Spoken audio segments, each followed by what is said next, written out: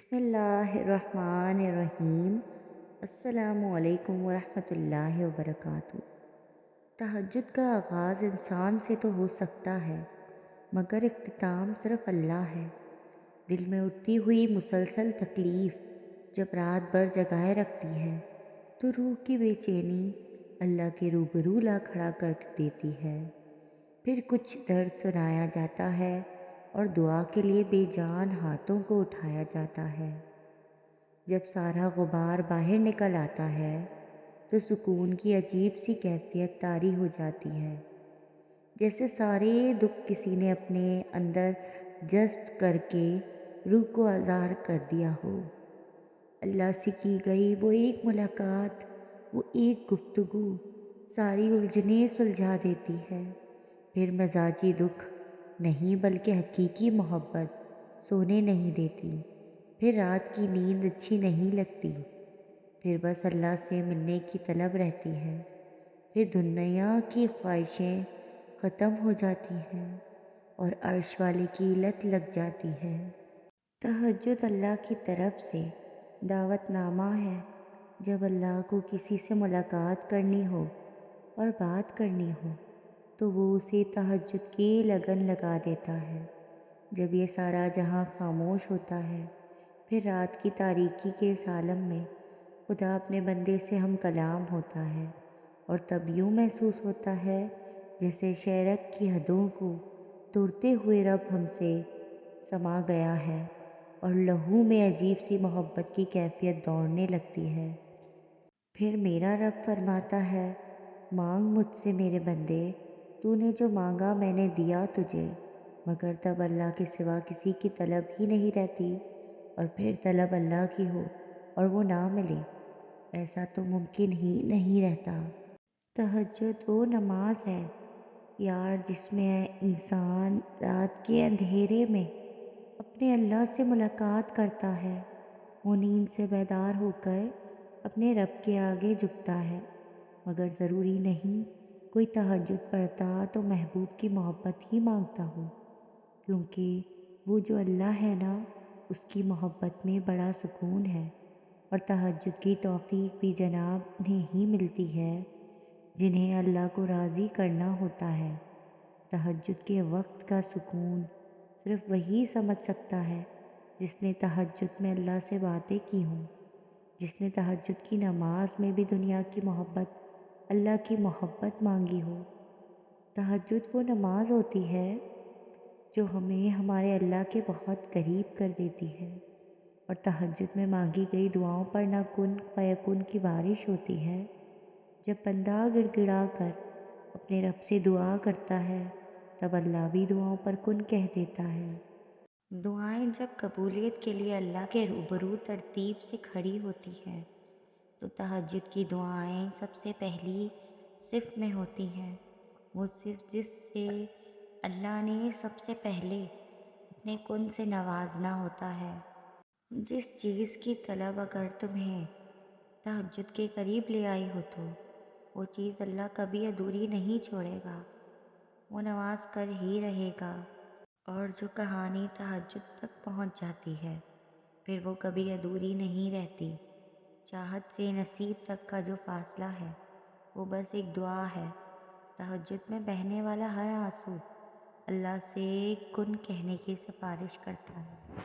تہجد کے وقت نماز کے بعد دعا مانگتے ہوئے سسکیاں بھرنا اور پھر یہ محسوس کرنا کہ میرے اللہ میرے روبرو بیٹھے ہیں، اور پھر اپنی ساری باتیں، اپنی ساری کہانی اللہ تعالیٰ کو بتانا، اپنے سارے معاملات اللہ کے سپرد کرنا، کسی شخص کو اپنے اللہ سے مانگنا، اللہ تعالیٰ سے ضد کرنا، بچوں کی طرح کسی کو اپنے حق میں بہتر سے بہترین کرنے کی دعا مانگنا، نصیب بدلنے کا کہنا، اپنا دکھ درد بتانا، اور پھر کہنا کہ اللہ تعالیٰ یہ بندہ آپ کے کن کا منتظر ہے، کہہ دیجئے نا ہو جا کہ ہو جائے مکمل ہماری داستان، اور روتے روتے درود شریف پڑھ کر دعا مکمل کر دینا، اور اس کے بعد سکون کی سانس لینا۔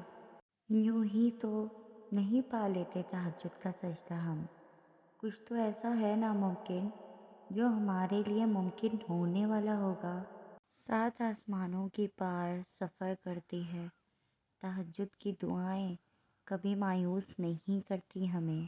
کبھی کبھی انسان لڑتے لڑتے تھک جاتا ہے، پھر آخری امید رات کی تنہائی میں تہجد کے سجدوں میں آنسوؤں سے اللہ سے باتیں کرنا ہوتا ہے اور دل ہلکا ہو جاتا ہے۔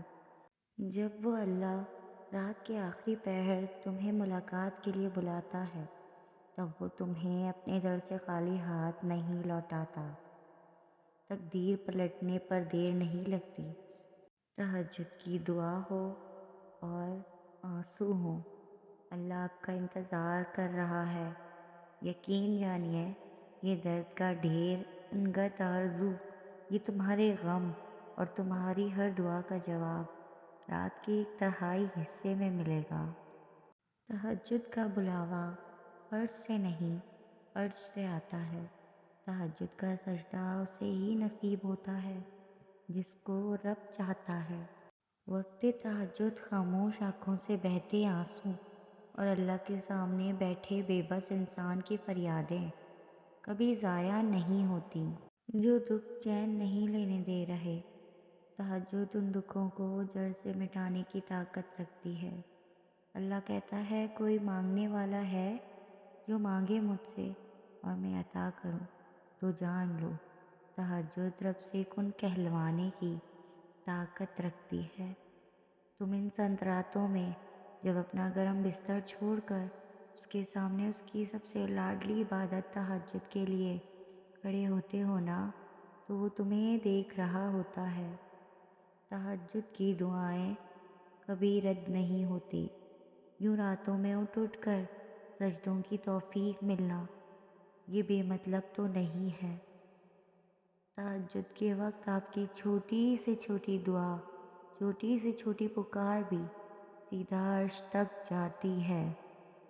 آدھی رات میں اٹھ کر ٹھنڈے پانی سے وضو کر کے اپنا تھرتھراتے ہوئے جسم اور کپکپاتے ہوئے ہاتھوں کے ساتھ جائے نماز پہ کھڑے اپنے رب کے آگے سجدہ ریز ہونے اور پھر اس سے گفتگو کرنے میں جو لطف ہے وہ دوسری کسی شے میں نہیں موجود ہے۔ تہجد کا سجدہ نصیب کی لکیروں کو بدل دیتا ہے۔ تہجد کی دعائیں ہماری نصیب کو بدل دیتی ہے۔ تہجد تو اس نصیب سے بھی لڑ جاتی ہے جس کے سامنے ہماری دعائیں بھی بے بس ہو جاتی ہیں۔ تہجد کی نماز اللہ نے بنائی ہی قبولیت کے لیے ہے۔ اگر تو کوئی دعا تمہیں تہجد تک لے گئی ہے تو جان لو تمہاری دعاؤں کی قبولیت ہو چکی ہے۔ تہجد قبولیت کی طاقت رکھتی ہے۔ تہجد میں مانگی گئی دعا ایسا تیر ہے جس کا نشانہ کبھی خطا نہیں ہوتا۔ تہجد وہ واحد نماز ہے جو مؤذن کی نہیں، دل کی اذان پر پڑھی جاتی ہے۔ اور تہجد سے یہ تعارف ہمارا بے وجہ تو نہیں ہوتا، آخر کچھ تو ہے جو ممکن ہونا ہے۔ تہجد کا سجدہ ہی کن فیکن تک لے کر جاتا ہے۔ یہ جو مایوسی ہے یہ آج ہے، کل کہانی مکمل ہو جائے گی۔ اپنے اللہ پر یقین رکھو۔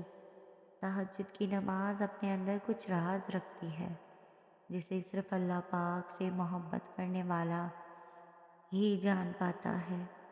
تہجد کی نماز کے لیے تم خود نہیں جایا کرتے بلکہ تمہیں چن لیا جاتا ہے، اور جس کے لیے اللہ چن لیتا ہے وہ اللہ کا بہت لاڈلا بندہ ہوتا ہے۔ تہجد کی نماز کے لیے جاگنا اللہ کی بے شمار نعمتوں میں سے ایک نعمت ہے۔ تہجد تمہارے لیے اللہ سے کن کی سفارش کرتی ہے۔ تہجد کی دعائیں ضرور قبول ہوتی ہیں۔